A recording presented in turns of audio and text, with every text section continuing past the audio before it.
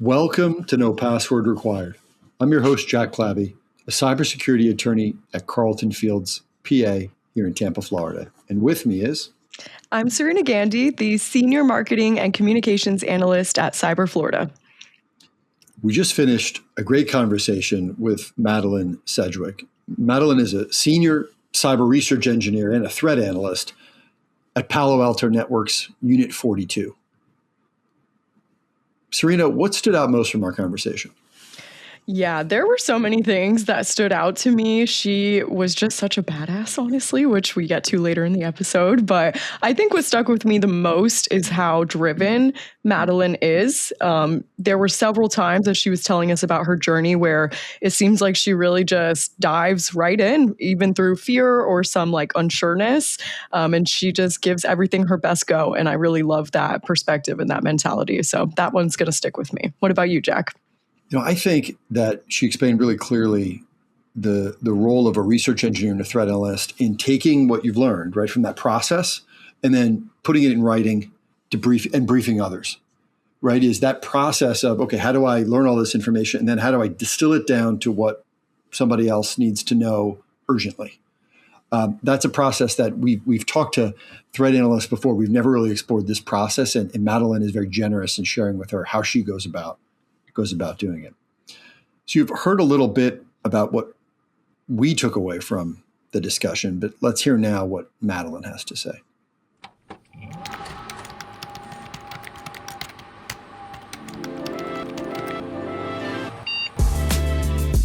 Welcome to No Password Required, a podcast dedicated to showcasing the top personalities in the world of cybersecurity.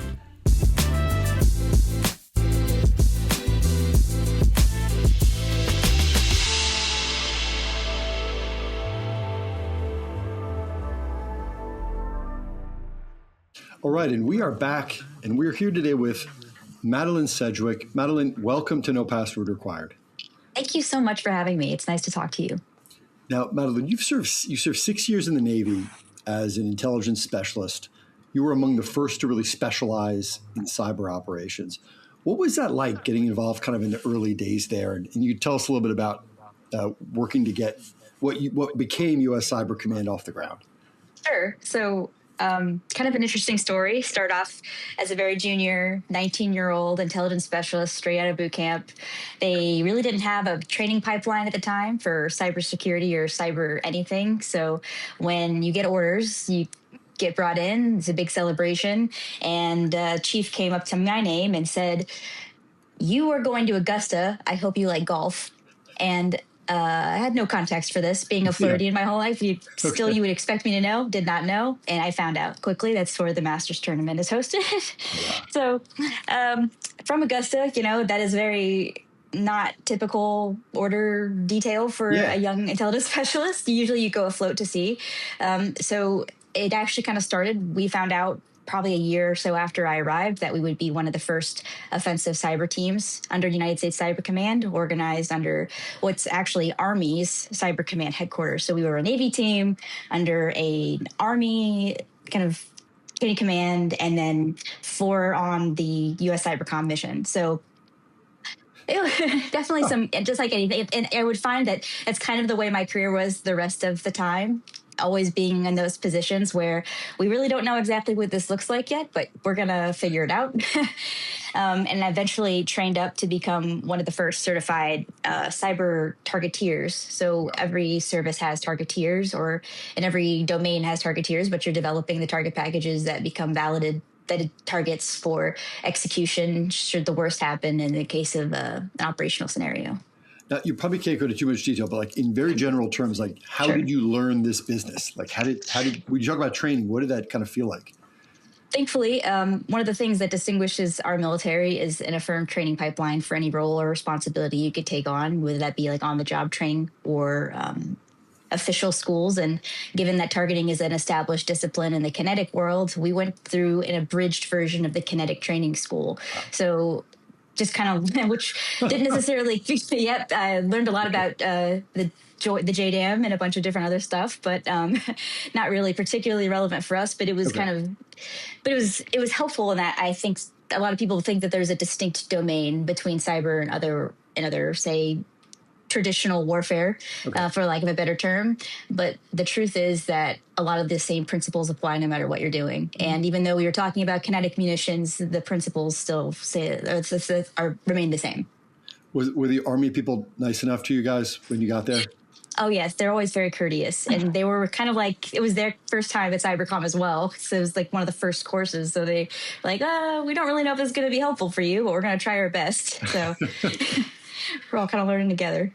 We've heard you say on Palo Alto's podcast, which is Threat Vector, that Top Gun was the reason that you joined the Navy. Absolutely. Tell us a little bit about that. And what was it? Was it like, it was being silly, but was it the Bible scene? What was it about the excitement? Everyone asks that, but no, I just really like planes. I've always really liked, again, being from Jacksonville, not too far away from Pensacola, doing an air show kind of annually. Always grew up liking the planes, still do. Going fast, doing cool stuff. Love the cool wide angle shots of planes doing cool plane stuff. And I saw that as, like a 4 or 5 year old. It was the 90s. No one really cared what you were watching when you were a kid. You just kind of, they put you in front of the TV to figure yourself out for a little bit. Full calorie soda and Doritos. Yes, exactly. And I was, wide-eyed, like, oh man, I'm going to do that one day. Totally did something completely different, but I got to see planes. Awesome. All right, so you did 3 years in cyber operations, and then you shifted to traditional intelligence. Yes. Deployed at sea. What was that transition like?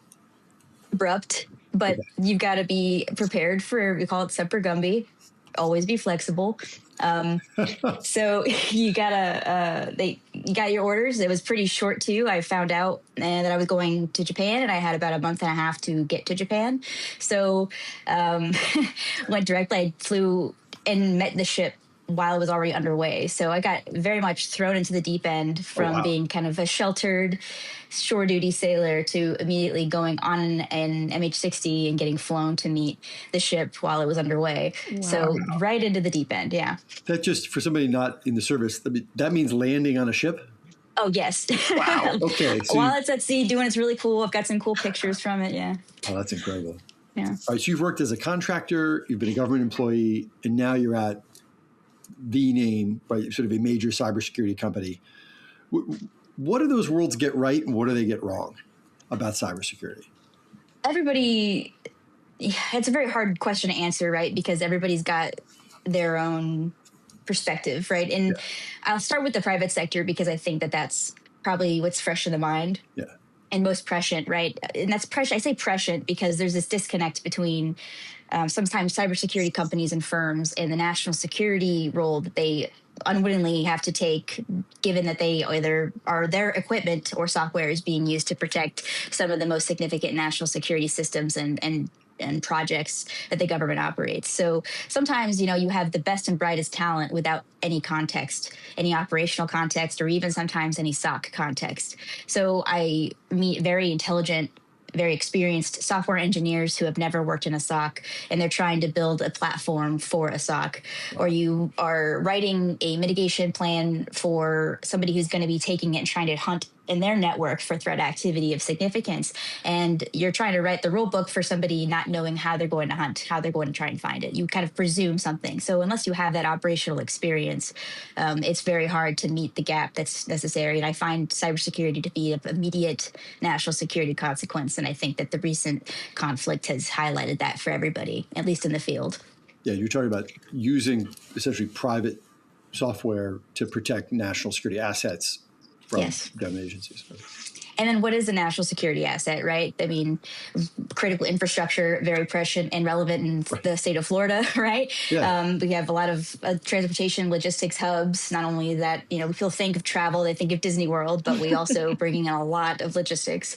And we're also a major technology and aerospace development hub as well. So thinking of all that together, right, those are huge, we call them key targets for any potential adversary. So, that's kind of the inverse, right? You ask kind of, where does everybody get it wrong, get it right? On the government side, sometimes they expect everybody to operate the way that they operate. And there's not much appreciation for the difficulty of translating a strategic objective to the tactical. How do people on the ground actually meet the goals you want them to achieve? And of course, getting everybody on the same page as far as what they need to know to do the job the most effectively is also a huge challenge. So you ended up now at Palo Alto's Unit 42. For people who don't know, what does Unit 42 actually do? That's great. So Unit 42 is the threat intelligence organization within Palo Alto Networks. We support both the direct customer base and customers that specifically on my team, in particular, the national security team, we provide direct support to government partners and build trusting and sharing relationships with those government partners to be able to enable them with our intelligence. So pretty big threat intelligence team of great, excellent engineers and analysts, but kind of divided a little bit internally between where we're more kind of private sector, customer focused, and government focused. Okay. On the government side, Madeline, are people, if they typically came out of government themselves now, or is it a mix of folks? Our team has a mix. Most of our practitioners are people who worked for their respective governments, and we've got an international team representing stakeholders from around the world to bring their government experience and use that to kind of bridge the gap between the private sector company and the needs of that specific government customer. Okay. So your primary portfolio is covert networks used by nation-state actors to evade detection. What does that work look like in your day-to-day life? Tricky, which of course, yeah, it's the easy question. But what is a covert network is a question I'll answer first, because a lot of people imagine, you hear the term ORB or operational relay box network, sometimes obfuscated network. Essentially, traditionally, you wouldn't have to spin up an entire network to hide what you're doing. If you're a malicious actor, you can take an IP, a domain, stand up a virtual server, and then temporarily occupy that server, do what you need to do, and get off. And that's still very much what happens. But in the case of our larger nation-state threats, they want more persistent availability of infrastructure that they can control to, say, tunnel their traffic from the first hot point all the way through to the attack infrastructure. And they separate out sometimes infrastructure that interacts with the potential victim versus what they use for what I would call transport and maneuvering. You're going to hear me use a lot of military terms because that's, I think, the best way to describe it. You're basically, if you're a foreign cyber force, you're maneuvering through the cyber terrain trying to get to your objective. And to be able to hide that better in plain sight, they'll use different bespoke protocols, tunneling methods, different types of high churn environments that they procure kind of periodically to hide their activity.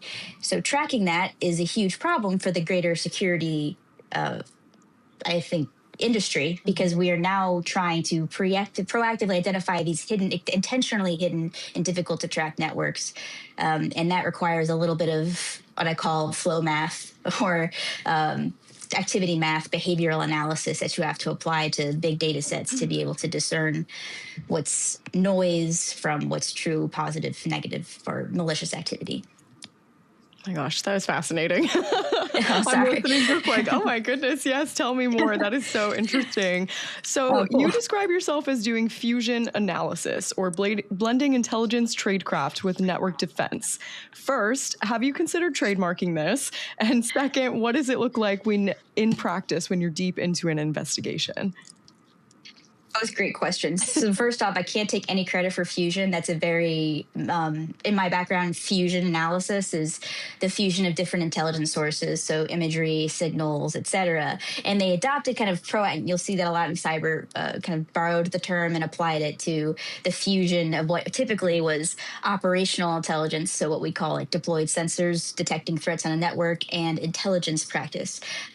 Especially the position, like the role of cyber threat intelligence analyst, I consider that to be a redundant phrase because intelligence is always about the threat. We're always looking for the threat. So in my case, I just call it, could be fusion. That's what the name of it is. But cyber intelligence is really, I think, the core of the topic. And then as far as kind of your second question, if you wouldn't mind getting back to me. Yeah, no worries. What does it actually look like in practice when you are deep into an investigation? So I have we're not in it right now because I was trying to make it look like I'm a human being, but I have my very dark room where I have kind of my hyper focus space. I've got little lights, I've got a big subwoofer. Ooh. Check out, I'm very much in the weeds because it is a sustained amount of high attention to detail. So, I'll spin up, play some music, try to zone out part of my brain so I can go all in and just looking through data sets and iterate and build out. We also try to build out automation to help us make some determinations. But I find that you're really just kind of getting in and looking at all the data you can, trying to look for the patterns that you're used to. And every actor, every group sometimes has a different pattern you're trying to track. So first job is kind of identifying what patterns can help you and lead you to the adversary you're tracking or the group you're tracking. And then the next part is, how do I apply this in a way that can be generally useful, or how can I repeat this in a way that's quicker so I can make my reporting cadence faster? And then what new insights, what behavioral insights can I bring to this? Not just telling people what they need to mitigate or detect. I want to be able to inform, especially our government customers, why is this happening? What are they trying to do? What is the objective? That is the intelligence part I like to bring to the table. Wow. The whole, I think it's important, as somebody who's not so much on the technical side, I think, to know the full picture and to see all of that together. So yeah, I got to know, what kind of music are you blasting when you're doing this? It really depends. Depends on the mood. I've been in a really big, it's kind of funny. I've been in a, sometimes it's like, Radiohead, kind of old stuff like that. Yeah. Portishead kind of deal where I just have the slow 90s, early 2000s jams bumping. And then other times it's like 100% all in, like Nine Inch Nails, EDM trance. I'm glad that I'm kind of home by myself with my cats most of the day. So it's just me and no one has to see what's going on, but like I'll have the whole, and no one has to hear it either. I hope my neighbor doesn't hear. I'd feel bad because my room's right in the corner, and I'm like, don't mind me. I'm just, me and my cat, we're just finding some threat actors, doing some nation state tracking. They don't know what I do. I don't think they must think I'm some kind of, I don't know. That is so funny. Well, don't worry. You're not alone hanging out with your cat all day. I'm right there with you. They help us. They're right there. It's true. Okay, so you have talked about ghosts in the wire, incidents that look alarming but aren't actually what they seem. Can you tell us the story behind bad packets don't route and how that became your professional motto?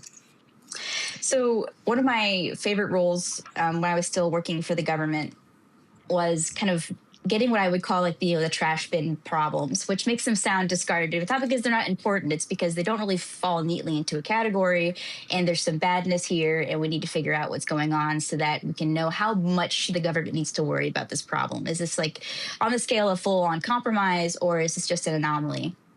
And there have been a couple times where you have a very motivated group of people who have come to your team with a problem. And in this particular case, there was a team that kind of did regular inspections, found something anomalous in their inspection, and were very, very convinced of its outright maliciousness. And whenever somebody comes to especially the Department of War and knocks on the door and says, hey, we've got what might be a compromise, they're going to take that pretty seriously. Yeah.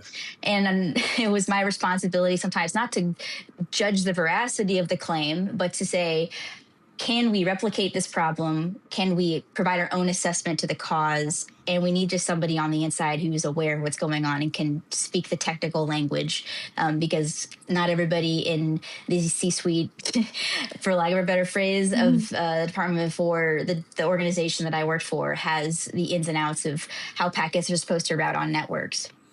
And without getting into the details, it became pretty clear to me that as anomalous as this problem was, it wasn't fitting neatly, not even neatly, but it wasn't fitting, and there were some presumptions that were being taken with the problem, with the way it was being discussed. And it was an eye-opening moment for me, because I realized that sometimes when people are very dedicated to what they think the answer is, that confirmation bias will color everything that they see. Then they'll start trying to push their problem into the shape of the solution they think that they have found, instead of inverting it and first thinking, what are all the reasons why this could be normal? Yep. And I am very much in the skeptic first, exceptional claims require exceptional evidence category. So that's going through that whole process. I came to the conclusion, a different assessment, and I backed my assessment up with very specific data points, some laborious scholarly research going back to the black and white, because I think it's what you got to do. You got to go back and how fundamentally is this system going to work? What is not necessarily within weird normal? What can be supported by how this system works within the realm of possibility? Yeah. And when you can't do that math and it can't kind of shake out, you have to there's only one conclusion. And sometimes that conclusion is this isn't as bad as you think it is, or this is not the kind of problem you think it is. So I give this eloquently to my colonel at the time. And then colonel's like, okay, cool. Nods, thumbs up. Takes the briefing that I gave him. We're going right into a briefing with some senior personnel at the Pentagon. And he says, with he had a pencil in his hand. He's one of those who's always, you'll notice there's a type of senior officer in the military. They've always got a thing they're fiddling with. It's kind of how you know which the good ones. They're always fiddling with a pen or a pencil. And he takes this pencil he's fiddling with and just throws it on the table. And again, we're talking to some serious, suits in the, the cybersecurity echelon of the Pentagon. And he's just like, our position is bad packets don't route. They don't route. That's not how that works. And we're not saying it just, that's not what that does. I'm not saying these guys, something's not right here. And about like 3 or 4 months later, I go to a meeting at the Pentagon, and another one of these suits, I don't know him. I'm just a contractor, which is a really great place to be at that particular time, because as a contractor, I do not speak on behalf of the United States government, and I can't be accountable for any decisions the government makes or what they say in important meetings within significant stakeholders. So I said, he comes to me and he's like, I can't believe that this colonel would speak. Do you realize the caliber of people were in this room? And I was just like, my badge is not the color. I am not the one you need to be yelling at. Are you mad? I'm 5'1", just like big curly hair. I had purple hair at the time, my nose ring. I was like, you're coming at me. I don't know. When I said it, it didn't sound like that. It sounded a lot nicer. So you can't blame me. But that was not even the most aggravating part of that meeting, but that was how it started. Oh my gosh, that's iconic. That's an iconic story. Thank you. But that's like a skill set then that you have because of your knowledge and your hard work, right? Is you can tell the difference between a threat that's a serious threat and a threat that's not a serious threat, or might look at its face that way. And that's like a burden to some degree. One of the things that you've, Volt Typhoon is something I think you've mentioned as being a watershed moment for domestic cybersecurity. But I think you've been a little frustrated about how the defenders may have responded or didn't respond. What do you think are some of the gaps that exposed?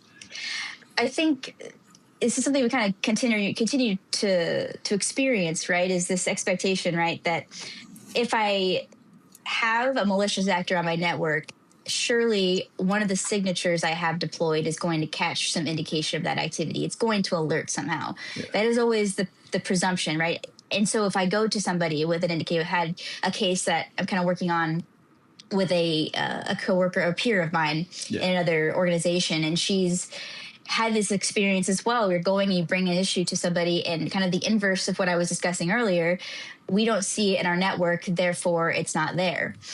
That is a different part of the same problem. Just because, not to bring up the Donald Rumsfeld unknowns and knowns, but there are, you can't know what you, exactly. It's like not a known, but just because it's not alerting doesn't mean it's not there. In fact, that's kind of the entire intention. And so, I guess, very pragmatically, right, there might be a defender out there who hears that. It's like, well, how am I supposed to know if something's in my network if it's not alerting? Yeah. Where are you checking? Are you checking your blind spots? Where are you sensing? Where are your deployments capped? And so thinking of things like anticipating the behavior of the actor, not mitigation and detection is a multidimensional problem, and it can't just be solved by if our adversaries know, which they do, our security capabilities, how they're deployed, and they're not testing the weak points in them all the time. Anticipate that your adversary, in this case, a very real term for people who are trying to actively penetrate sensitive environments, even private sector or government, local government, if you're trying to evade detection, they're going to try, especially if they're nation state sponsored, they have the backing to do so, to procure however they need to these different devices, mitigation protection systems, test them in environments and find their way around them. So if you are in a high risk sort of target set for high value, even if you don't think you might be, it's imperative to be aware of the weak spots in your network and your detection points and to routinely check them. I think top of mind for me would be any exposed devices, your routers, VPN concentrators, anything that might be exposed to the internet, whether you need it to or not. Routinely, constantly a high value target, because access to one of those devices opens many, many doors inside the network. So what does it look like when you're in the initial sprint? Like when you get a 0-day or a geopolitical crisis and you've got to get from, okay, I just found out about it, to I'm the expert, I need to brief someone on it. What does that look like? A lot of self-doubt.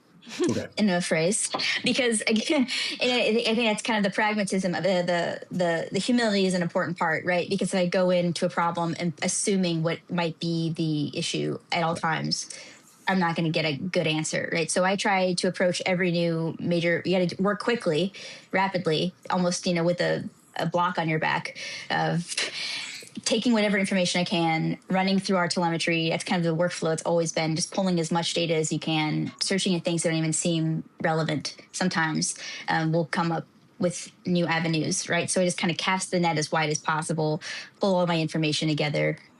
I think it's a gift from the intelligence background to have those questions in the back of my head at all times.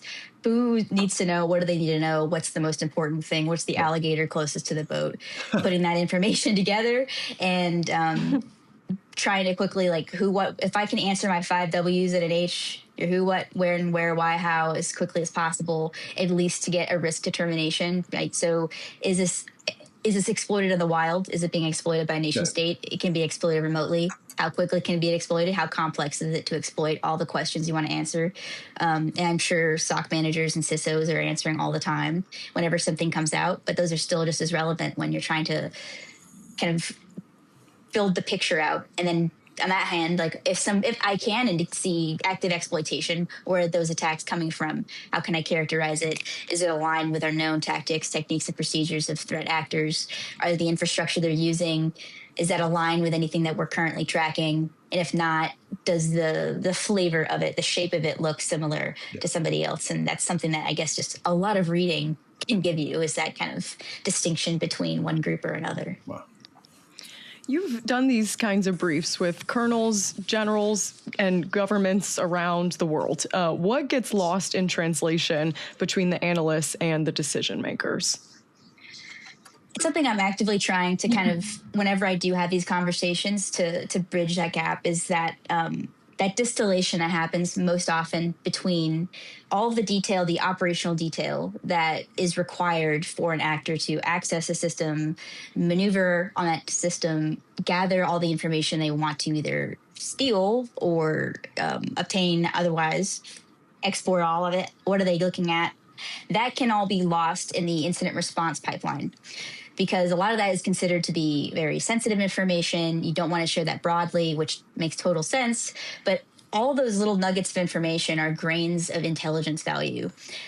So sometimes when you have to distill those details down to a broader audience or even to a more senior audience, you have to try and figure out the way to capture all of the detail that's present there about who this adversary is and what their intentions are, without frankly getting boring or dull, which gets easier with practice. You find out, like, okay, this is what they're looking for. And sometimes you have to do, I call it like kind of the oracle mysticism. You've got to just look at everything, and based on the mysticism of probability, right, you have to put all these things together and presume, like, I give you with some degree of confidence, low, moderate, or high, based on kind of my gut sometimes, what it is I think the intent here was. Because I think the adversary's intent, the actor's intent, whichever word you prefer for your corporate or government environment, all of that is very valuable when you're communicating risk, because the question then is this something we're going to have to worry about in the future? Is this something that is a consistent or persistent threat?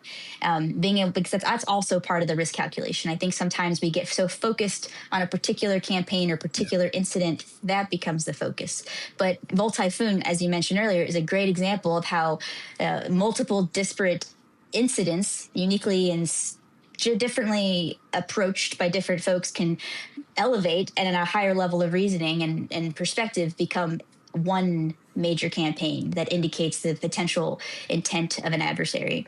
And that's, I think, a very strongly guiding philosophy for me that I try to keep whenever I am lucky enough to give presentations or talk to people, that the bigger picture is the insight sometimes that gets lost. It sounds like a lot of this requires some good leadership knowledge. Like, you need to be able to lead. And although you have said in the past that you feel like leadership didn't come naturally to you, I'm curious, what is the hardest leadership lesson you've had to learn throughout your career, and what situation forced you to learn it? So I will say, lucky when I was deployed to take some time off of the intelligence work cycle, which can be very demanding afloat, to apparently go to the harder work center cycle of maintenance. And on a ship, maintenance is everything. Mm-hmm. You have to keep everything. You have to keep the ship from rusting. Rust is the number one enemy on a naval warship. And I was the work center supervisor of what's called ER09. It's the repair division for the repair of firefighting equipment, and specifically kind of the fire, CO2 bottles, stuff like that, fire hoses that each division on the ship, each organization has to maintain. So I took, as the work center supervisor of that division, I had kind of what we call like the misfit lost children. And I was one of them. I was the leader of the lost children, because everybody has to donate a person to contribute to the maintenance of this work center. So there's, a bunch of people who are not doing the job that they came to the Navy for, who are usually no older than 22. I was only like 23 myself at the time, who usually don't want to be doing what they're doing, and then get put into a very, very demanding workflow, which is the maintenance of all of the major, arguably one of the most important equipment sets on the ship.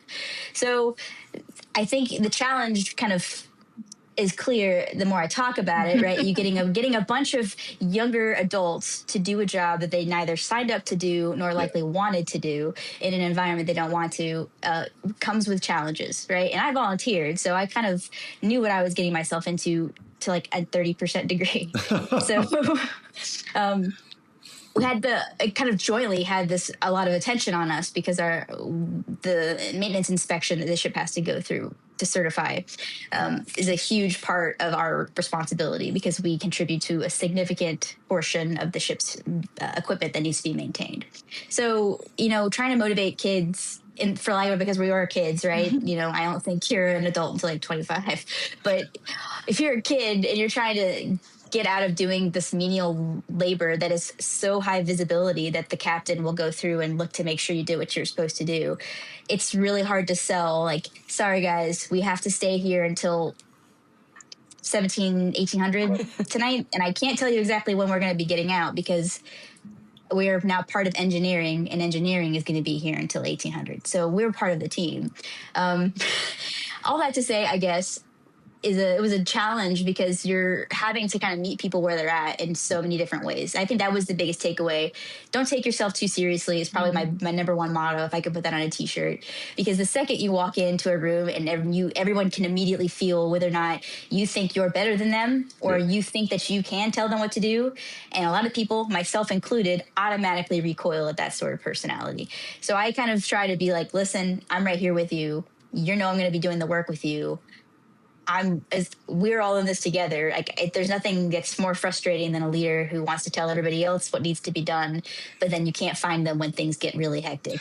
So I think that was, and I think it's probably just for the military in general, right? Having to get a bunch of people who don't necessarily want to be doing the job that they signed up for or didn't sign up for. You get a lot of volunteer opportunities in the military, whether you want them or not.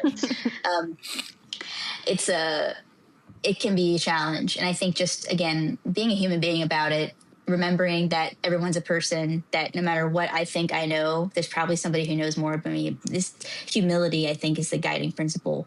I just try to remind myself, right, that I really don't know. I don't know anything. I just try my best at what I do every day and try to learn as much as I can to fill the gaps. And sometimes that works. Sometimes you really can't help it. But I think that it ended up being that I got to enjoy some very strong relationships with my sailors, and I appreciated that. Madeline, you've mentioned Lieutenant Kaler by name as someone who gave you a platform maybe before you felt you had earned that title. What was that like to have the support of someone like that?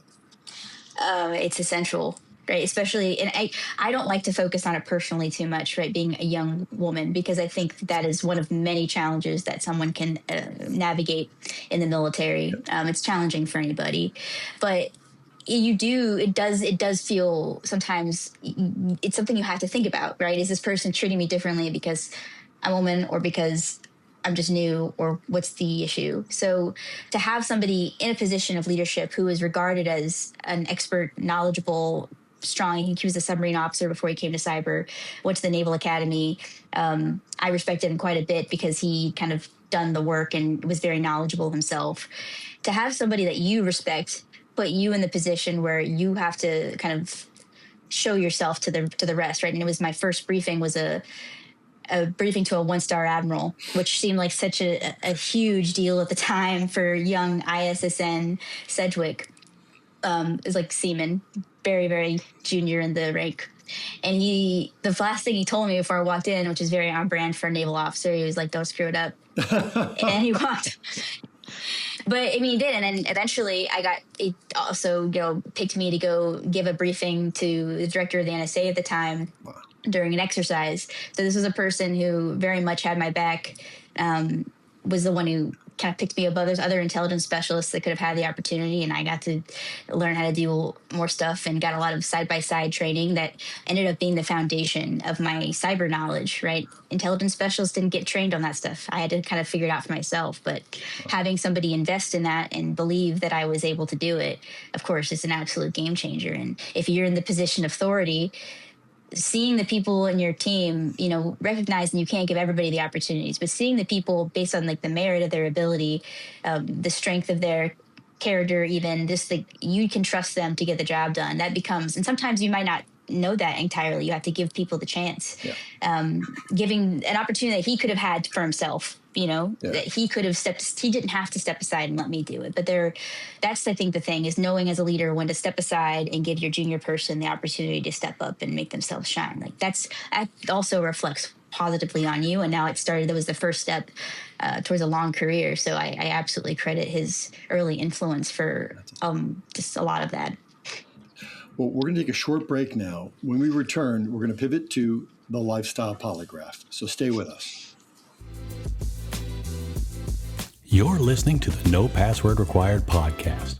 We cover cybersecurity and a lot of other stuff.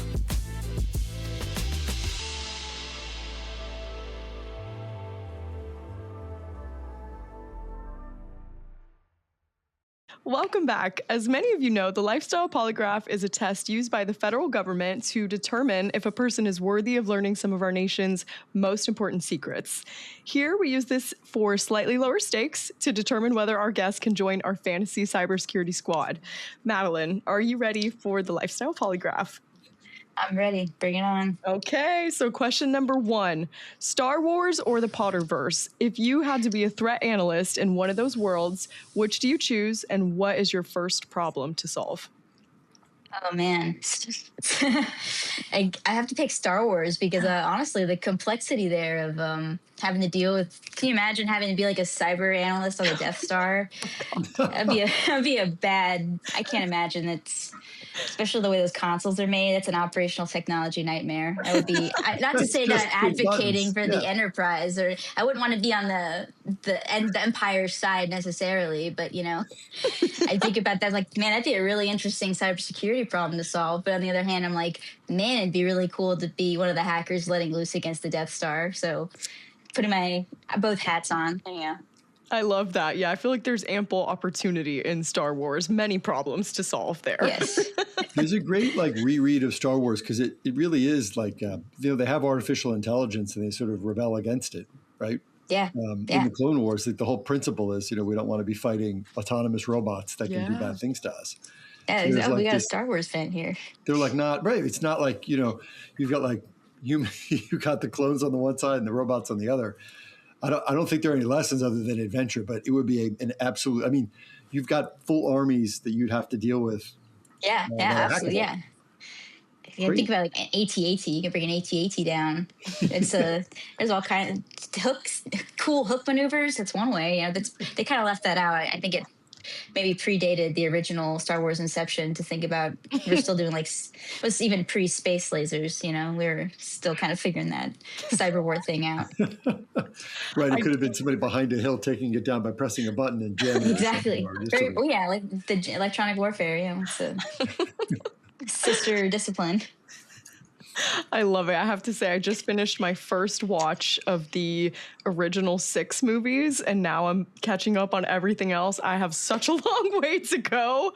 I can't wait to get to Clone Wars, what you guys were talking about. I've heard that one's I'm not even that old, but to hear original 6 movies is still kind of like, ooh. I get it. I know. The person who showed it to me has been referring to it like that, so that's how I'm going to keep going with it, but...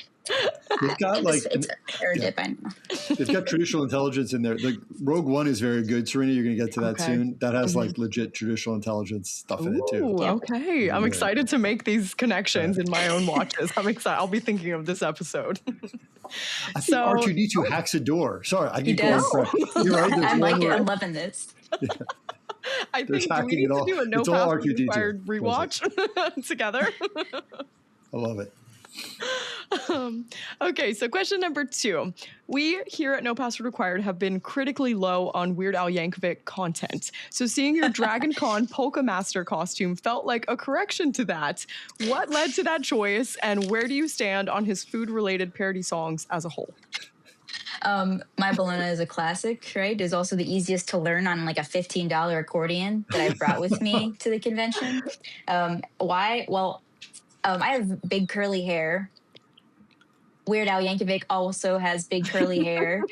Got a prominent nose, so does Weird Al Yankovic. All I needed to keep the picture together was the wire-rimmed glasses and a mustache, which I absolutely wore. And the entire time I was walking through the convention, I had people kind of staring at me and wait a minute. It's giving me that blatant look in public. Awesome. And I was giving them the head nod, what's up, stay weird. Because I am trying to... It's Dragon Con, man. You can't tell. It doesn't matter anyway. We're all just everyone's wearing everything. And I have my whitewash jeans. Yep. Big Hawaiian outfit. Just sometimes you just got to be weird. If there's one thing Weird Al told us, That's you're weird. You're weird kid. Remarkably well recognized. International. Very much so. People know who he is, right? My most popular costume, too. That's awesome. If you can't be him at Dragon Con, where can you lean into that? Okay, it feels like the right place.